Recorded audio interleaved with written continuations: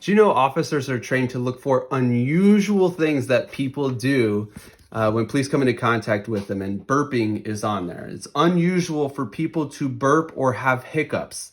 You know, if people are fighting, they're combative, that makes sense. Sometimes people are crying, that makes sense too, but that's also listed there in the unusual things for people to do. It's also unusual, I guess, for people to fall asleep. Except the officer's going to check this box even if you're sleeping when they roll up on you, but yet that's very unusual. They even have laughing.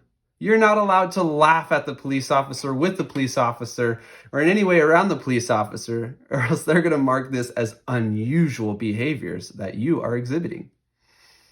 Officers are trained to do weird things. You think this is fair?